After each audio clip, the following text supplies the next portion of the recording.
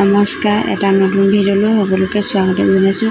আশা কৰোঁ ভিডিঅ'টো চাই সকলোৱে ভাল পাব আৰু শেষলৈকে চাব বুলি আশা থাকিল।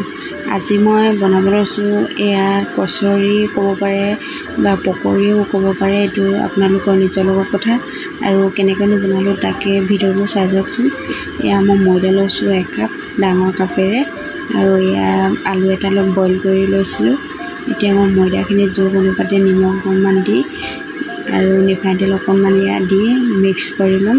ময়দাখিনি ধুনীয়াকৈ সানি লৈছোঁ ইয়াত। আৰু এতিয়া মই ইয়াত পানী অকণমান দি এইখিনি এটা লাডু বনাই ল'ম। ৰুটি খাবলৈ আমি যেনেদৰে বনাই লওঁ এটা লাডু, ঠিক তেনেদৰে বনাই ল'ব লাগিব। আৰু এই পকৰী বা কচুৰিবিধ খাবলৈ খুব ধুনীয়া হয় আৰু খুব কম সময়ৰ ভিতৰতে বনাই খাব পাৰিব আপোনালোকেও। এতিয়া মই এয়া লাডুটো বনাই হৈ গ'ল। এতিয়া আনফালে এয়া আলুখিনি পিটিকা কৰি লৈছিলোঁ, আৰু এয়া পিঁয়াজ এটা কাটি ল'লোঁ আৰু নৰসিংহ পাত দিছিলোঁ। এইফালে এয়া তেল গৰম হ'ব দিছিলোঁ। এতিয়া তেলখিনিত পিঁয়াজখিনি দি ভাজি লৈছোঁ অকণমান টাইম। আৰু পিঁয়াজখিনি অকণমান টাইম ভাজি লোৱাৰ পিছতে এতিয়া আলু আৰু নৰসিংহ পাতখিনি দি দিছোঁ।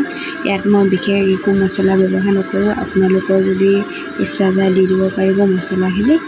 এতিয়া আলুখিনি তাত জোখ অনুপাতে নিমখ আৰু হালধি দি আকৌ অলপ টাইম লৰাই ভাজি ল'ম। বেছি ভালকৈ মই আলুখিনি ভজাটো দেখুওৱা নাই, কিন্তু সকলোৰে জানেই ভাজিবলৈ ভিডিঅ'টো বেছি দীঘলীয়া হৈ গৈছে যে, সেইটো কাৰণে এয়া আলুখিনি এনেদৰে ভাজি হৈ গ'ল।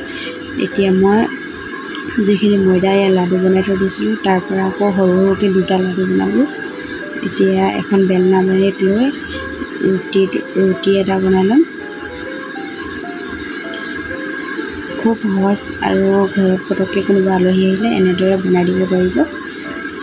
এয়া মই এতিয়া ৰুটিখন বনাই হৈ গ'ল। ইয়াত এতিয়া মই ভাজি থৈ দিয়া আলুখিনি দি দিছোঁ।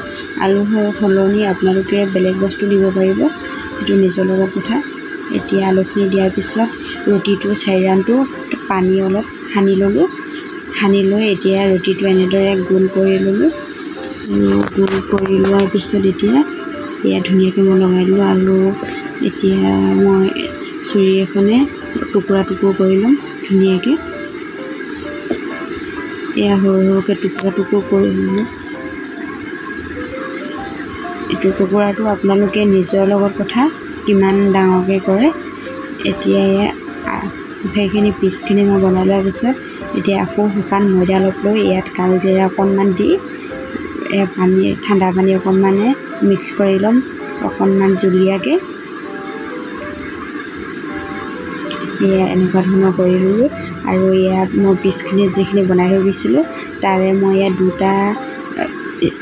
দুটা ষ্টাইলত মই পকৰি বনাইছোঁ। এটা এই পিচটো এনেদৰে লৈ এইখিনি ইয়াত মই ময়দাখিনি বুৰাই দি ইয়াত তেলত দি দিছোঁ, আৰু খুব সহজতে হয়। আৰু আনবিধ মই দেখুওৱা নহ'ল, এই পিচটোতে মই হাতেৰে লাহেকৈ হেঁচা মাৰি দি মই সেনেকৈ ভাজি ল'লোঁ।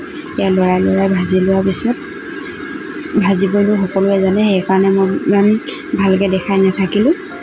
এয়া এনেদৰে লৰাই ভাজি লোৱাৰ পিছত এয়া হৈ গ'ল। ইয়াত 2টা ষ্টাইলত ভাজিছোঁ। এইটো হাতেৰে হেঁচা মাৰি দিছিলোঁ পিচটো, আৰু এয়া আনটো হেঁচা মাৰি দিয়া নাছিলোঁ। আৰু ভিডিঅ'টো চাই এয়া কেনেকুৱা লাগিলে জনাবচোন দেই। খুব সহজ, আপোনালোকেও বনাই খাব এনেকুৱা ধৰণৰ পিঠা বা কচুৰি নহ'লে পকৰি বুলিও ক'ব পাৰিব। আৰু ভিডিঅ'টো শেষলৈকে চোৱাৰ বাবে বহুত ধন্যবাদ। আৰু ভিডিঅ'টো চাই কেনেকুৱা লাগিলে জনাবচোন দেই।